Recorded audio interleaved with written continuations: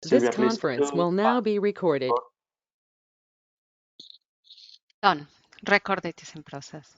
Okay, so hello everybody and welcome to this webinar dealing with data spaces that is performed under the scope of the Work Package 8 of the OpenDI project in order to give support to its working groups and projects. During the next hour, our speakers, Marco Turpeinen, Mike DeRoot, Arturo Medella, and Juan Carlos Perez, we'll talk about data spaces related topics such as data spaces governance, data spaces model and interoperability, security in data spaces, and data spaces added value. Finally, after talking about such topics, they will take a few minutes in order to answer your question. So now, with no more delay, I will give the stage to Marco Turpeinen, who will be today's first speaker. Marco, the floor is yours.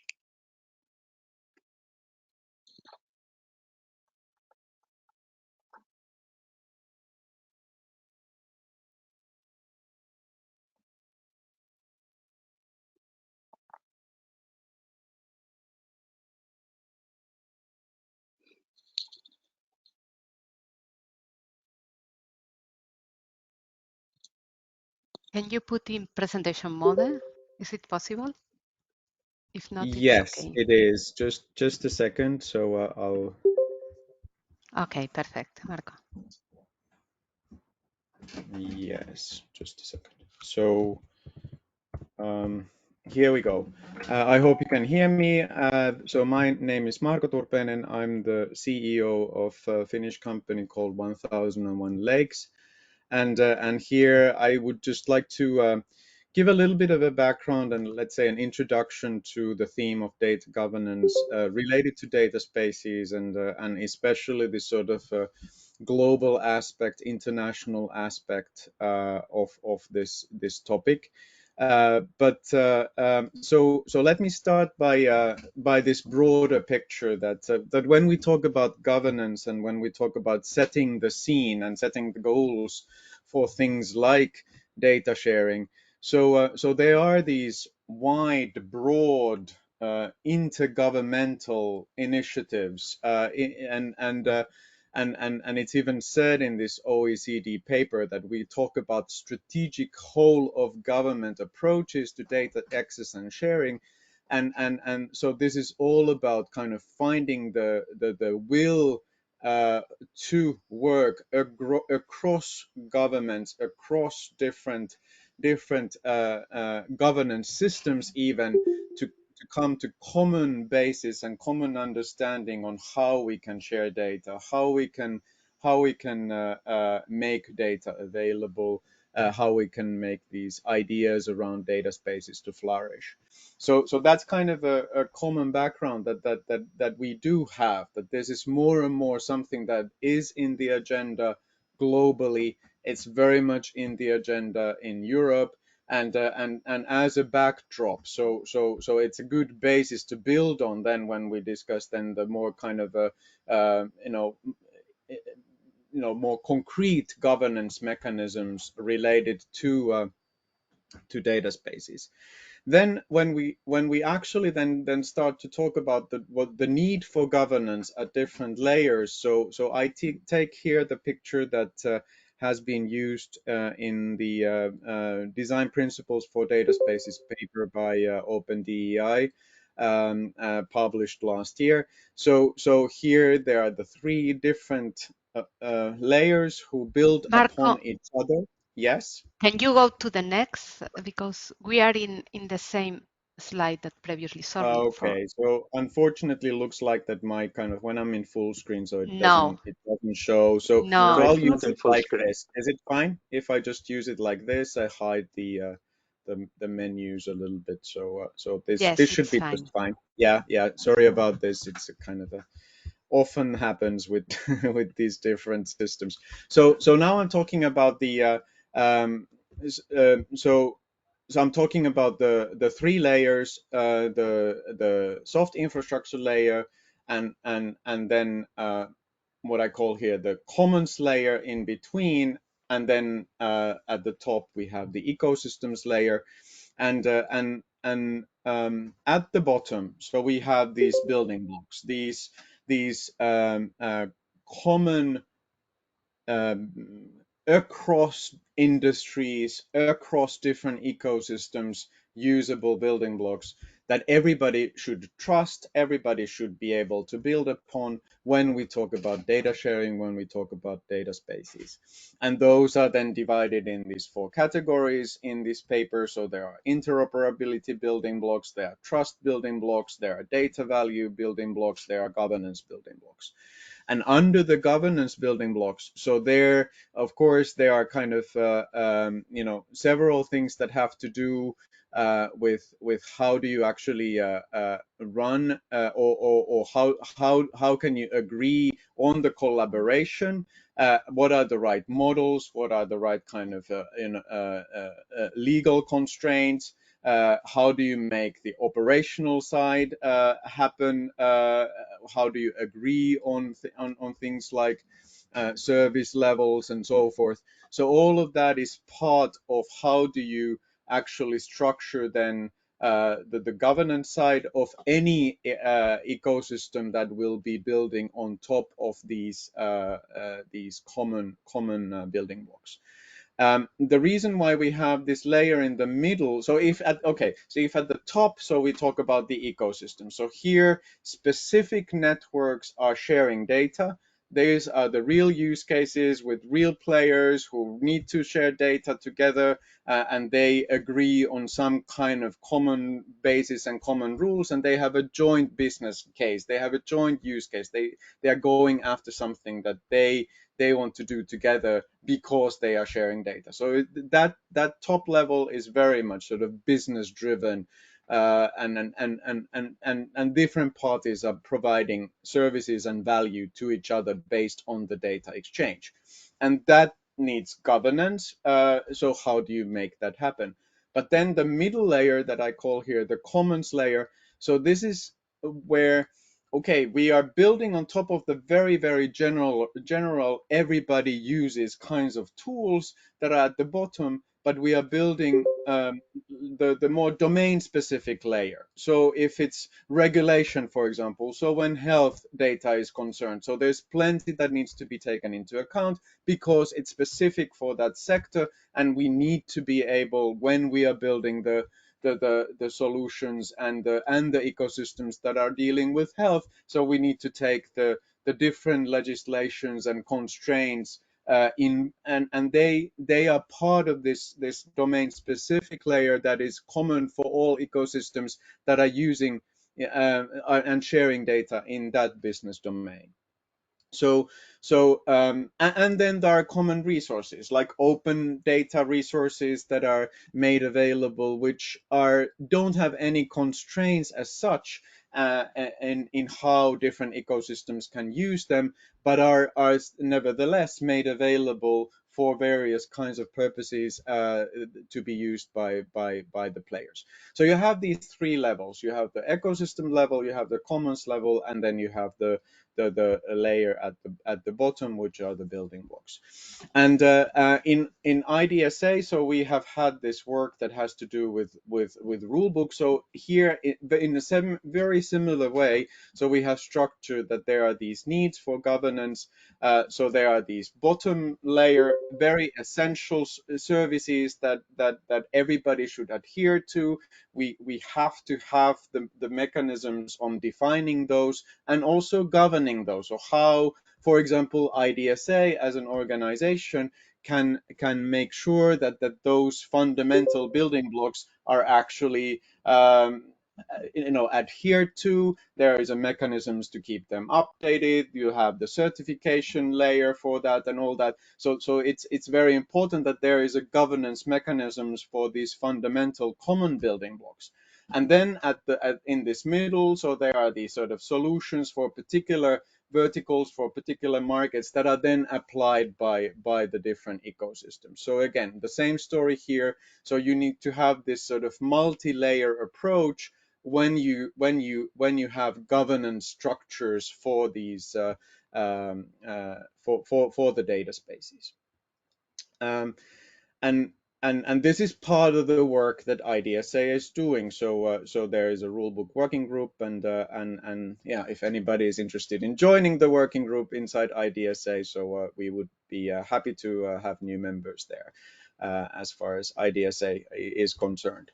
And so the common basis, the soft infrastructure layer needs governance as such. IDSA rulebook is one example.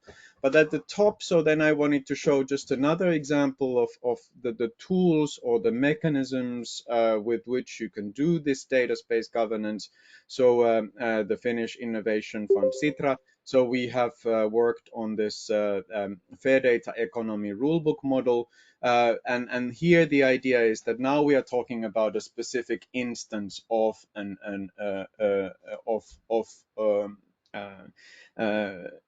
data sharing, a data space or data network that is sharing data. How does that group of parties actually come to an agreement, have a governance structure where members can join, can leave, where you agree on the individual data sets and their usage constraints and so forth. You define let's say, the fair business models around the data sharing exchanges. So all of this, so the different aspects, business side, technology side, the legal side, ethical side, the security. So all of these need to be taken into account. So we have built this model called the Fair Data Economy Rulebook model, which can be used by any instance to define their rulebooks, their governance mechanisms. So that's when we are talking at the individual ecosystem level. And then one more thing that I wanted to add here is that, well, then we have this federation layer as well. So how do you map across different ecosystems and map across different data spaces? And more that federator role, that bridge builder role between ecosystems, and how do these different ecosystems connect to those federators, and how is that governed, that inter data space governance mechanisms is something that, in my mind, there aren't really that well established bases or tools yet. But for example, in Gaia X, so there is plenty of work that is directed towards that direction. So how do we get these sort of federations across data spaces function? And as said, so that requires also governance mechanisms. So this was a very short introduction to this theme of data space governance and how it is layered and how we need to think of these different layers. And they need to operate with each other, but at the same time we can also work on them a little bit separately as well to find solutions for the governance at different layers. So that's the message from my side, and I'm happy to answer questions if there are any at this point. Thanks a lot for your exposition, Marco. Now we'll give the questions for the last part of the webinar. So now I think it's the turn of Mike de Roots. Yes, sure. Let me share my screen. Just a moment. So good afternoon, everyone. I'm Mike de Rode. I'm with TNO, a Dutch research and technology organization, and I would like to give a short presentation on two very important aspects, in my opinion, for the next couple of years regarding data spaces, mainly related to federation of data spaces, as just has been discussed already, and also the vocabulary provider. So I believe you all know the following OpenDI architecture, where we have four categories of building blocks which describe all functionality which should be present in a data space. We have three more technical layers and a governance layer as well. And I think this is an excellent starting point, and we already can do a lot based on this generic architecture. But I think in the upcoming years, we need a bit more if you take a look at the federation of data spaces, because nowadays we see databases popping up in all domains, even in multiple domains. Each country might have their own database, etc.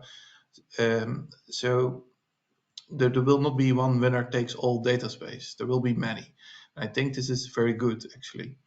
But in order to prevent these databases to become very large silos, we should definitely think about technology, but also governance models in order to federate them.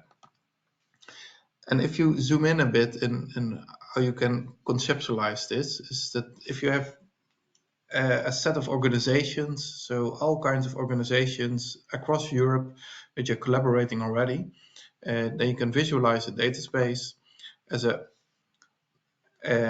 group and basically an ecosystem of organizations which have joint agreements on how to collaborate. And this is very broad. This can be legal agreements, these can be business model agreements, these can be technical agreements, and you all need them in order to have an efficient database and to collaborate within this database. And this has already been described quite well in this OpenDI paper. And so my main concern is what if other databases pop up, and how can we then make sure that we can also connect them, because they all have agreements within the database, but I believe we need the same agreements between the databases. So also technology, but maybe even more importantly, the non-technical assets. As you then zoom in on what types of technical components are required, then I'm mostly thinking about the federation, a federated catalog, and federated identity management. So how can you ensure that if you have multiple dataspaces that you're able to find each other? And if you're able to find each other, how can you trust each other? These are very difficult questions, and we don't have answers yet, but this is on the top of a lot of research agendas. Moreover, a very important topic is how to deal with the semantic interoperability between databases, because each database will be specific for one domain or one region or a combination of both, and they might have different dialects, different languages, different use cases. So it's very important to also take into account the semantical interoperability, because this is not an easy part, and a lot of alignment is required. And in a moment I will elaborate a bit more on this. And finally, also governance is an important aspect, and mostly think about the business model of who is going to build such a federation of databases, who is going to pay for this, who is going to profit from this, so the business model basically, but also thinking of legal and operational agreements. Just as has been presented, there are already excellent agreements on a database level, but how to upgrade them also in a federation of databases level. I think this is a very relevant question we could ask ourselves. And a lot already has been described in various papers, so I won't go too much into detail in them. But I want to show you two examples of databases, one focusing more on the federation within a database, and one initiative focusing on the federation between databases. And the first one, this is a smart connected supplier network. And this is an already operational database in the Netherlands, also active in Germany and Belgium and other countries as well. And there we created kind of a federation between different IT providers, because we have about 12 IT providers, which each have their own systems, and we federated these IT service providers into one big database. And at this moment, about 400 companies use one of these service providers to connect to each other. So it's a federated model, you could say, because each end user has a service provider, and a service provider ensures that it's connected to the other service providers in the network. And in order to create this, we needed components of all these levels. So technical, but also governance. We created a not-for-profit foundation, with legal agreements, etc., etc. And this is already something which is operational, so this can be done. But I think the main challenge is now that if there are more data spaces in the same domain in other countries, how to federate them. And I think one of the innovation projects which is currently working on this is called EU Hubs for Data. They're focusing on a part of the puzzle, of course. They cannot resolve everything in once, but they focus, among others, on the federated catalog. This is, in my opinion, a very important starting point for a federation. So they build an ecosystem and a catalog describing all kinds of digital innovation hubs across Europe, and making sure that you can easily find each other across Europe. So there's a website, you can also visit it, but there's also technology below that, the federated catalog, which enables digital innovation hubs to push services to this catalog. And this is, I think, already quite a nice development done in the past years, especially because this also has a very large user base. So innovations like this, we could definitely use to further scale up to other data spaces as well. And yeah, finally, as promised, I want to quickly show you something regarding the vocabulary hub or the vocabulary provider, because this is still quite a new subject for many.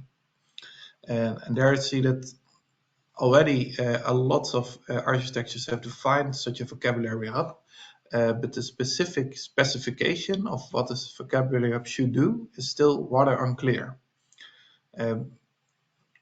But my interpretation is that it should provide a place where all domain-specific languages or data models can be defined in such a way that it's both machine-readable, so it can be used in the data space technology, but it's also human-readable, of course, because it's also a communication mechanism for aligning the complete data space. And all kinds of functionalities you can think of which can contribute to this. So the management of semantic models, the validation of services against these semantic models, making it easy to configure data spaces using these models. These are all types of functionalities I think are really required in order to have such a semantic interoperability between a data space. Of course, mostly focusing on these parts of OpenDI. And I think currently there is still not much specified for this vocabulary hub, but I believe within various communities, we are now looking into how to further elaborate on the definition of the vocabulary hub and to also make open source specifications. So if you are interested in contributing to this, definitely reach out to us. We're happy to help. So that was a very short for me, the overview of these two topics. So on the one hand, the federation of data spaces, what do we need? And on the other hand, also this semantical layer, which is still very important, but not much research yet. So thanks a lot. And I believe if there are questions, we can answer them later on. Okay, thank you, Mike. That was quite interesting. So let's continue with our next speaker that I think is Juan Carlos Perez. Juan Carlos, the floor is yours. Yeah, thank you, Jesus. Thank you, Silvia, for the opportunity to present this.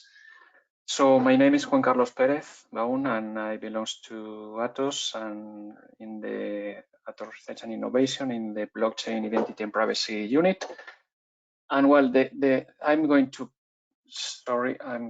to share first my screen.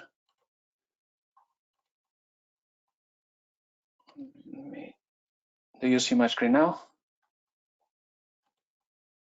Yes. Yes, it's visible. Can you put it on full screen mode? Yeah, I'm trying. So yeah, that's it. So my presentation is related with security in data spaces, and I have to provide a short overview of the data security in data spaces, what is needed, and then I will provide 2 examples in 2 projects I'm participating. Atos is participating is the Kraken project we are coordinating, and the CyberSec for Europe, where we are we are in charge of a demonstrator related with the exchange of medical data. So we will start with the security in data spaces. So basically, I don't want to go into much detail, as probably you already know and are aware of the importance of the security overall, and of course in the data spaces. But I would like to highlight first one of the definition GaiaX provides on data spaces, basically related with the relationship between the data providers and data consumers, let's say, and saying, let's say, for sharing data in a trusted environment. This is the first point. So the second one will be give some relevant details from Open Day Initiative, the project. The project is the creation of a secure data spaces, applying security by design strategies and assurance by design strategies for, in this case, for developing assets, components, and integrating these assets in a platform or an ecosystem, under, of course, under the security and privacy requirements when data are sharing, and mainly, for example, when we are dealing and managing personal data or sensitive data, such as the medical records or the medical data. So even also it's important, as previously mentioned, a common framework for federation in another way, in this case for federation of security management. This will be a good point. And the third point to highlight is the data space are a key element of the European data strategy and the digital market. And we have to be sure that these data spaces must be secure and must be developed and running in a secure and controlled environment. So the data exchange must carry out in a safe and secure way, and we have to adopt, of course, security schemas to protect the data are stored or the data are in transit between the different parties. Okay. So as a summary, the data space must be secure and controlled environments, and of course, this is very important, the data exchange must be carried out in a safe and secure way, and adopting these schemas we have been mentioned. So I'm going to move to the next one. Yeah, exactly. So the Open Day has been initiative and project is drafting an initial structure of the different assets and components we can be involved in the data spaces. And basically, we have heard about 2 of these sets, the interoperability and the governance aspects.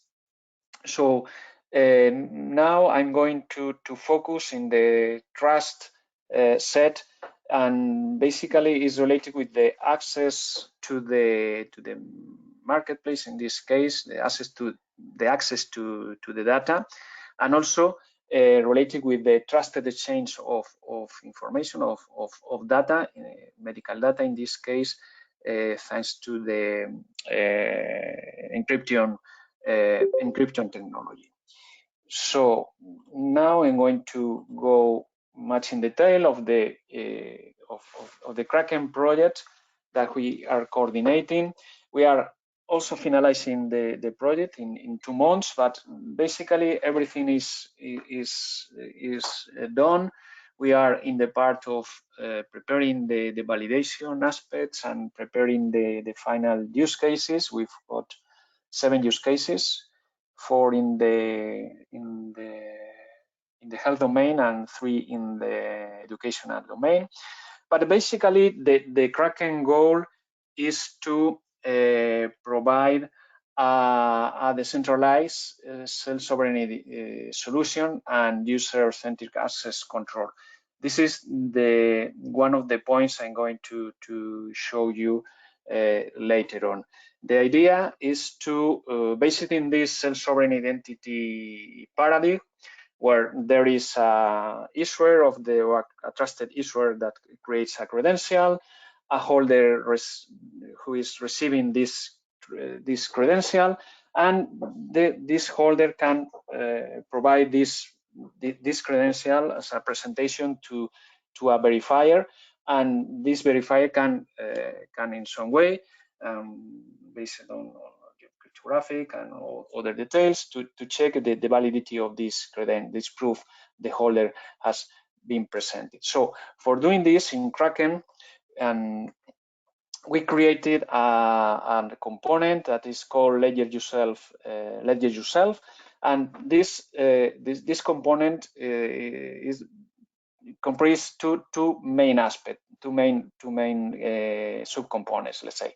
One is the self-sovereign identity mobile app. This is intended for managing the verified credentials and the key material, and with a basic graphic user interface, the end users can interact with the SSI solution, self-sovereign identity solution, without any problem of this complex technology. So this allow the end users to use their own mobile device for identify themselves, and they are following the self-sovereign identity approach. Also, we are including a Ledger Yourself broker. This is a subcomponent that is placed in the service provider side in order to facilitate the integration of the SSI solution with the service providers. And as I said before, is simplifying all the process and protocols that are performed behind the scene, and then the implementation and the integration of this solution is very easy. Also, we are integrating a backup solution, a backup subcomponent that is not really related with the self-sovereign identity solution, but helps this is a mechanism helping to store the end user information. The verified credentials are, of course, the key material, and facilitates the use of different devices. So the user can use a mobile or a tablet or another mobile device for their facility, and also helps to recover these credentials and the key material in case the mobile is lost or stolen. So this is a good point for this. So, and yeah, and as I said, we are integrating these functionalities, self-sovereign identity approach, in different use cases. Okay, this is only one example, the use case where the data owner or the data provider sells her data through the marketplace. So as you can see here, we've got the different data providers on the left side of the picture.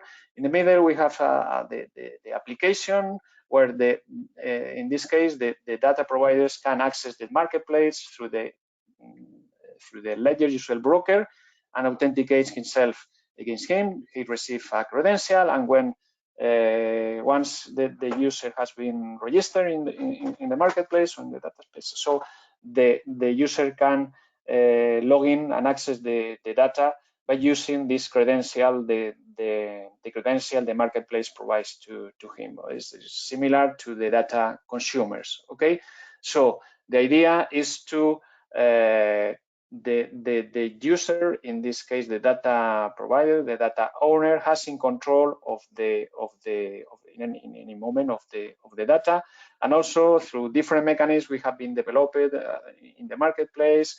We are managing the user consent and how to use the data, who is able to use this data. So this is the basic thing in this use case. So related with the other asset, other component we are using in the CyberSec for Europe project. This is basically the idea to protect, to provide security mechanisms for protecting the medical data when the consumer and the provider are sharing this information. So the information or the metadata that are stored in the data exchange platform. In this case, we have been used a dedicated data exchange platform related with COVID-19. Okay, so in this case, the data are protected by a service that this is a functional service named Functional Encryption to Medical Data, FI2Med. So the idea is this service that is deployed as a service, the data providers can use this service for encrypt the data, and once the data consumer data provider agrees on share the data provider can share the encrypted data with the data consumer, and the data consumer through the service also can decrypt the information they receive from the data provider. So basically, this functional encryption to medical component is ensuring the integrity and the confidentiality of the data.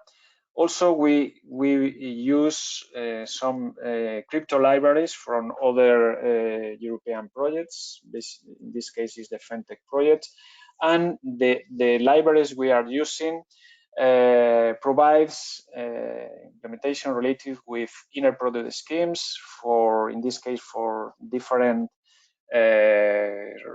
statistic results. We are using simple DDH for simple computation, like maybe let's say the means or something like that, or more complex computations. For this, we are using the Damgard DDH scheme, such as in this case we can use linear regression or something like that. And also it's important the way to exchange data sets.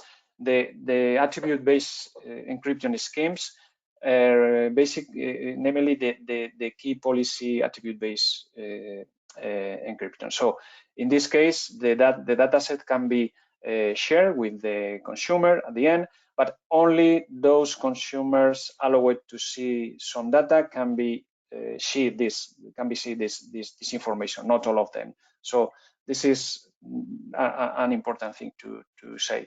Also, we have been developed a graphical user interface for both the data provider and the consumer. So the data provider and the consumer, through this graphical user interface, can access the different service to encrypt and decrypt data, and we include a generic service for uploading and downloading the data. This, as mentioned before, this is the project as a service that can be deployed basically in the data provider's infrastructure, or can be deployed in a third party, in a trusted third party. But in this case, it's more complex. But the idea is to deploy in the data provider, but this service is available from both sides through the data exchange platform, which gives the access to these services. So not everybody can use it, only those allowed to do it. Okay, so that's all from my side. If you have any questions or comments, maybe later on after this, the next the next presentation we can discuss. Thank you. Okay, thank you, Alberto. Fascinating topic. And now is the turn of our last speaker, Arturo Baliño. Arturo, the floor is yours. Thank you. Let's see if this works. Okay. Hi, everyone. This is Arturo Madela speaking. I work in Atos Research and Innovation as well as my colleague Juan. But I'm working specifically in the Energy, Climate and Decarbonization unit.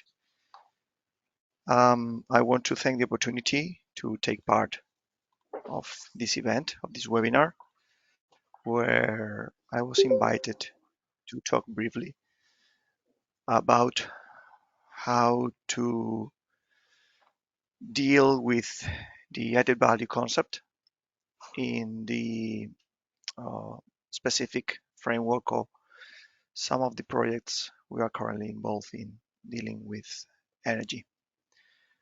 So with no further ado, let's go with the presentation. Okay, I have distributed this presentation in 4 different topics, starting with a brief introduction on what we're going to talk about, how EU projects are dealing with data spaces so far. Then we go to the bulk of the presentation, which is the focus on this added value concept. And finally, a few brushes on what's next.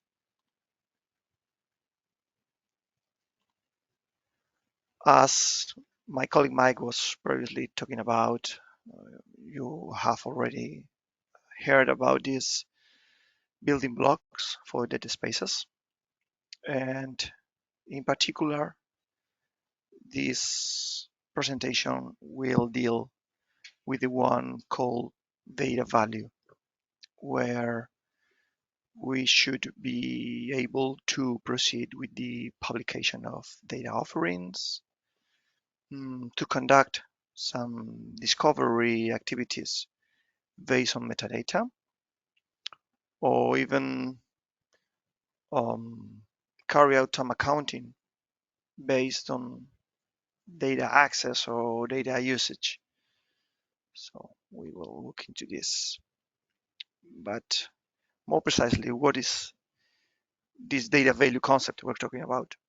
Well, first and foremost, the data spaces need to find some methods agreed on and shared for data evaluation and monetization in the network. So this way, interoperability, trust, and governance principles can materialize somehow in a marketplace which follows this fair and transparent approach. In essence, data value needs to be expressed via open and standard metadata frameworks, which can be shared by all the participants in the network, not only in the provider side, but also in the consumer one. If we are able to enrich data with value-oriented metadata, then data sets will become fair for data consumers, and we can consider them as ready to be shared and properly exchanged according to the business models anyone can have in mind and thinking that could work in this particular framework. On the other hand, it's fundamental to have a full awareness of the value of data that we are about to share. And this way, we assure that data providers will properly and conveniently protect confidential data and disclose only that parts that are apt to be shared. Just brief recap on the role that data spaces have acquired within the European Commission foster projects and so on.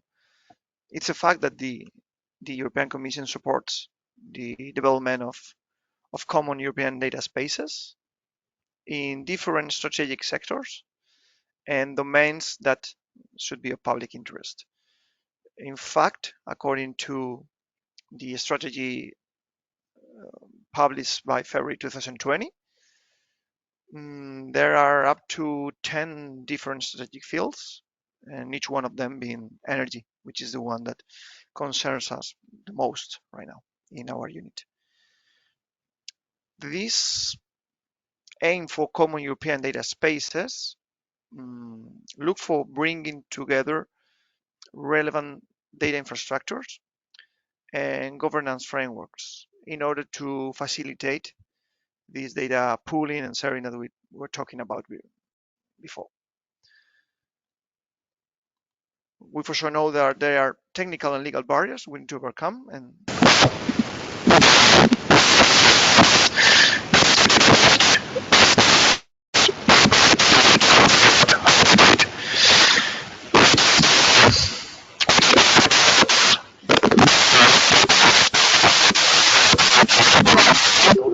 I think we have some problems with your audio.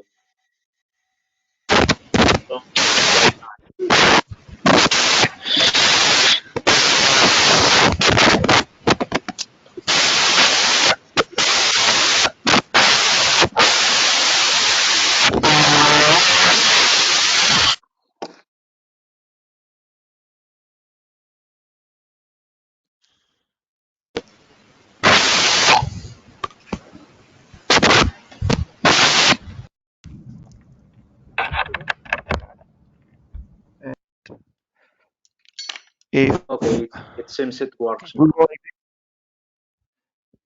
it's better now. Yes. Okay, let's go with it then. Thanks for the warning, and sorry about the trouble.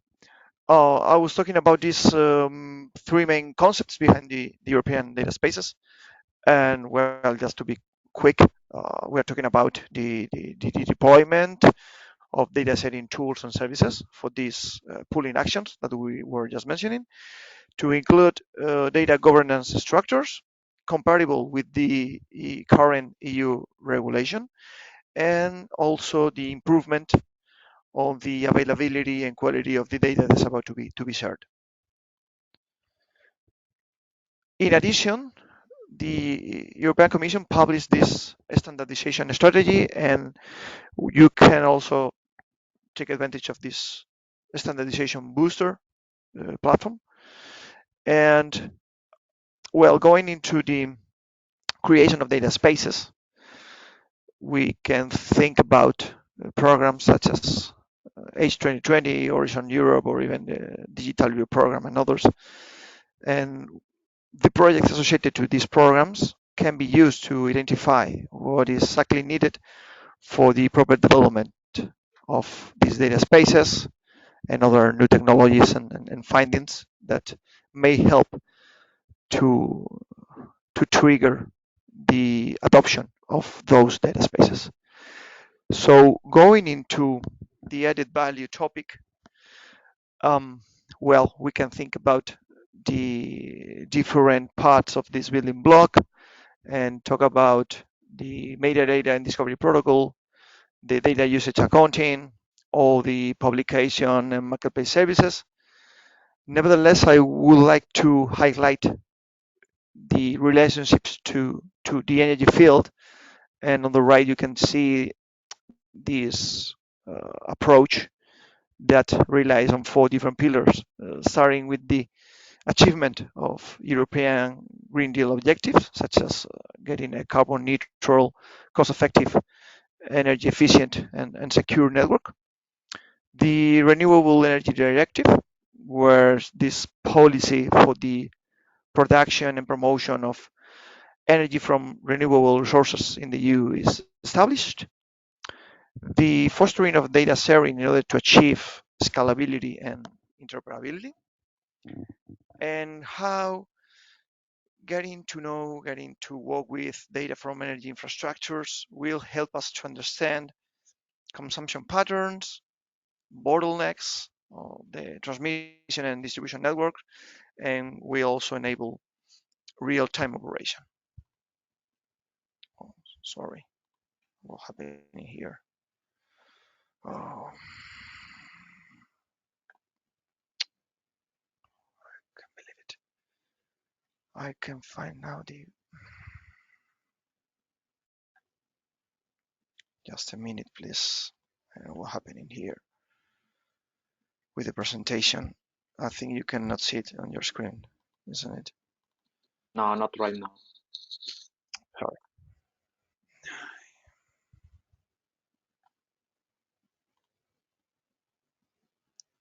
So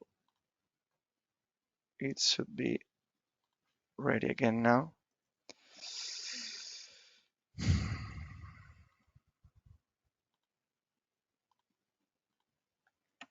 Okay, let's go with the main part of the discussion that relates to the role that the work in different EU projects we're involved in has in the development of European data spaces. And to do so, I have selected two of the projects we are currently working on. One of them is BT4Energy, Big Data for Next Generation Energy, which has as an objective to deliver a reference architecture for smart energy to assure interoperability and enable multi-party data exchanges. There will be a evolution and scale of the technology enablers to integrate and deploy them in BT4Energy framework. And the main goal in here is to deliver an open model big data analytic toolbox as the front end for the interested stakeholders and external users, for them to get a grasp of the analytic services that are being developed within the BT4Energy project. And the validation of this kind of architecture and these analytic services will be carried out through 13 large-scale pilots that are working hand by hand with the project consortium. So the goal, in essence, is to provide an impact in terms of creating an architecture for smart grids and impact somehow over the regulatory frameworks to enable data sharing. On the other hand, we have the BT4Open project, which is the acronym for Big Data for Open Innovation Energy Marketplace. And in here, the goal is to develop specific tools for the energy sector, which will increase the added value, the functionality, performance of those tools. The proposed Open Innovation Marketplace has a vision to energy stakeholders and their needs with the solutions that we offer in a way that the energy asset management is enhanced, the consumer participation is promoted, and also we are able to create new data-driven business models through innovative energy services. The validation in this particular case will be performed through 5 different demonstration sites, and in the end, the BT4Open platform will share data, provide a list of interconnected data analytic services to key target groups already identified.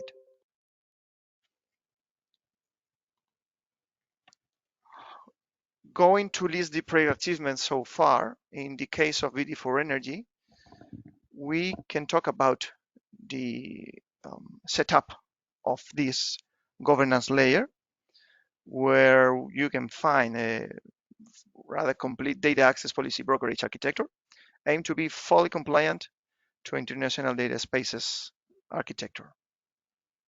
At the time of this webinar, the first marketplace technological release for BD4Energy has been set up in order to create this participatory energy ecosystem. And up to 10 data analytics algorithms have been implemented as part of this very first technological release of the BD4Energy analytics part. And this first version of the market analysis and potential business models for the BD4Energy key exploitable results has been delivered. So in essence, we are in the process for our data to get this added value that make it interesting for data spaces participants. And in the particular case of BD4 Open, what we can talk about now at this stage of the project execution is that we have shaped this data layer capable to perform primarily gathering data from different providers in the physical layer and harmonize it to a common data model for service providers to create their innovative solutions that will be in the end available via the marketplace. This marketplace acts as a virtual energy application store. It's already taking shape as of today. And there have been selected more than 20 key exploitable results that some of them will also have an impact in this data space that we are aiming for. In the end, in this particular case, we can talk about this innovative service being the ones that are adding new value to the data that we are getting from our providers. What's next in order to get added value from the energy data that we're dealing with? Well, we need to complete the marketplace development in order to make them available and reachable. We are in both consortiums in the road to agree on and approve a business exploitation approach, test the solutions in the pilots and demonstrations that are agreed upon in order to identify which kind of models could be applied, the best ones for us, open both marketplaces to third parties. And this way we could involve other relevant stakeholders in the conversation, not only the partners in the consortium. And finally, being capable to react to demands and suggestions and develop additional services or even adapt already available ones. In essence, we need to take into consideration what the final users are exactly looking for. That would be all in this webinar. Thanks a lot for hearing, and if you have any comments, please go ahead. Okay, thank you, Arturo. So I think it's time for questions and answers. So please feel free to unmute your microphones and ask our speakers any doubts you might have about today's topics. I think there was some questions coming from Ulf, I think. Is it Ulf?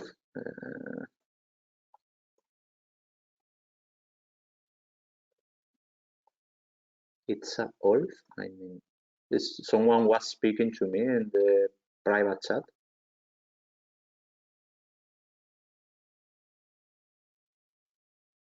It's Ulf. I'm seeing you on the screen.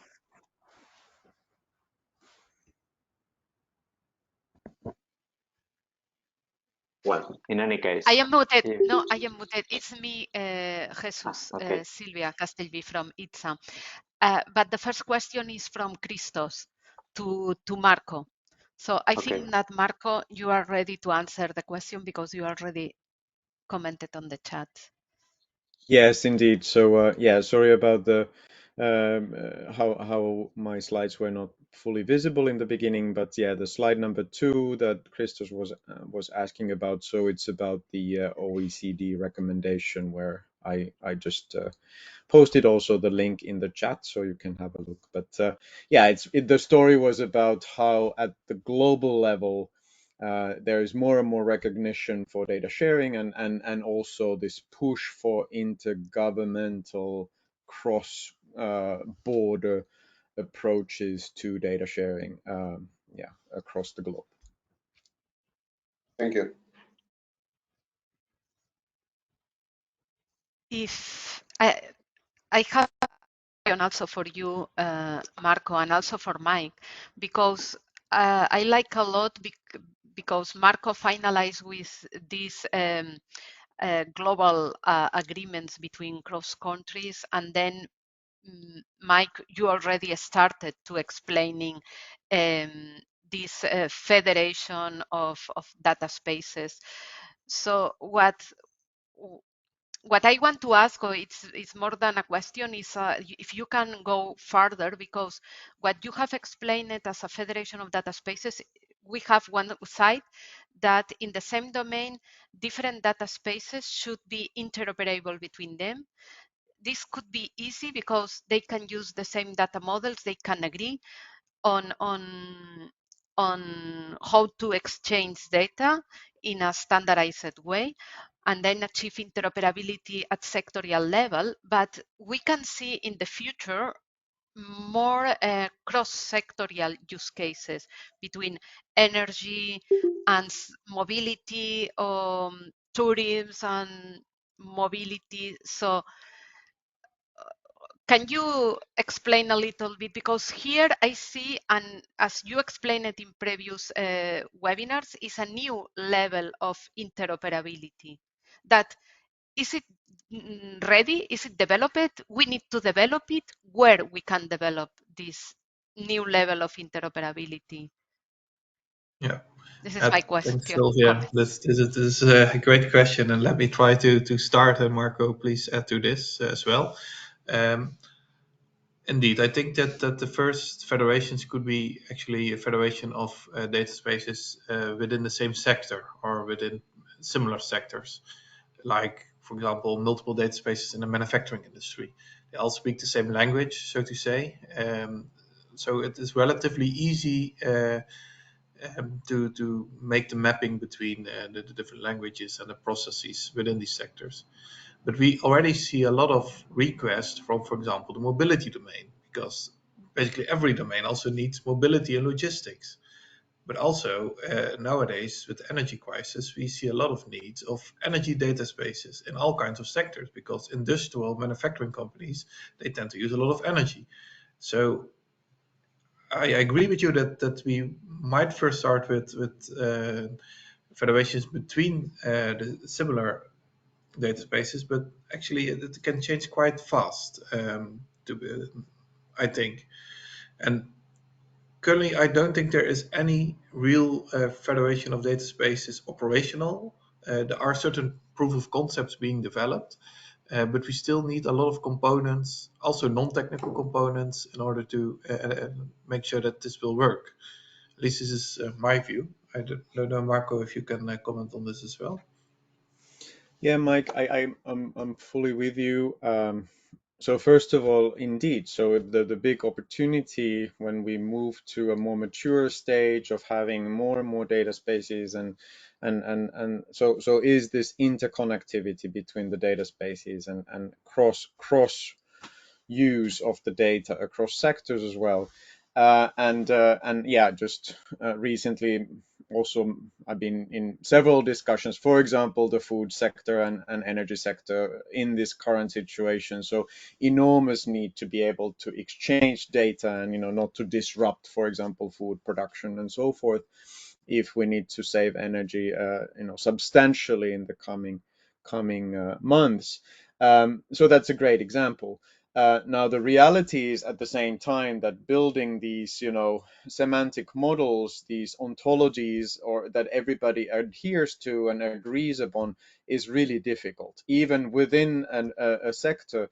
So we know that that there is typically a level to which it's okay to harmonize and try to build a common model, and then after a certain threshold, so it will not happen that everybody will use always the same data models, even within a sector. So there needs to be kind of pragmatic approach. What are the most important data items, data sets that need to have that interoperability in them, and we need to be pragmatic about that as well, also when we are mapping across different sectors. And then the other thing that I want to highlight here is that when we talk about semantic interoperability, so more and more we can also start to count on the computers themselves figuring out what data is what. So at the time of read, actually kind of connecting the data and being able to make the connections between the data spaces, even if it has not been kind of using the similar data models up front. So that's another maybe a twist to this story that I'm pretty sure that not everything needs to be defined so rigorously so that every domain uses the same vocabularies, for example, because we can use sort of the machine intelligence to do at least partially that job.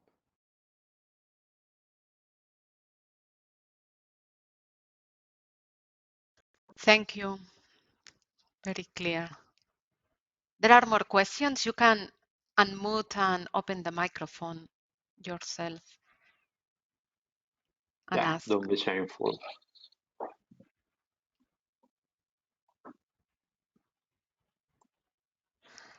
If there are not questions, I have a question to Juan Carlos. We have seen that you have explained it in this project, the security that you provide for identity management, access control, and trust exchange using the encryption. And I would like to know, because as you know, in IDSA, we focus on data sovereignty, so how to keep data under control, the data usage control. I think that this topic is under investigated, under deployed. There are some experience, there are some solutions. So how do you see in future data spaces, on the data spaces, this topic from a security point of view? Yeah, thank you, Silvia, for this. It's very interesting point, because this is part. It's not only security, it's also privacy. These both things are related. So using self-sovereign identity, you can, and using verified credentials, you can acquire some credential from a trusted entity, like electronic identification through the eIDAS network. So the credential you present to the data space, to the marketplace, has a very strong, let's say, trustability. Okay, and well, you can use it for accessing the data, and the data spaces in this way can be trust in these technologies, and also the user, the end user, as you mentioned, has the control of the information they share, not only the consent for using the data, but other terms and conditions, like who can use their data, in how long they can use it, for which purposes, and so on. So this is a very, very interesting thing for as you mentioned, to investigate, to make additional research, and to validate, and also for using not only legal persons, also for natural person, also for legal persons. So I think this is a huge field to work on. So yeah, but definitely is a part that has to be included in the data space for the access control, and related with the encryption also, for sharing data in a best secure manner, also allowing certain recipients to see certain information, not all of them. So this could be a good point for sharing data in a trusted environment. Yeah.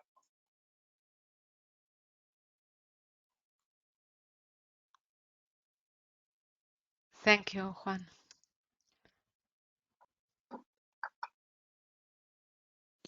Okay, any other question?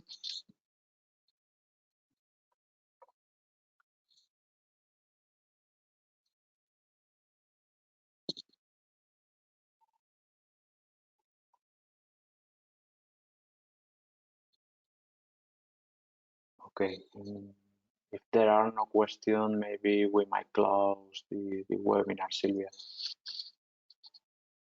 Sure. Thank you, all of you, for attending. I suppose that we are going to share the slides if you don't have inconvenience, the speakers, to sharing the slide with us. Thank you all and enjoy the afternoon. Thank you. Thank you all for assisting. Thank you. Thank you.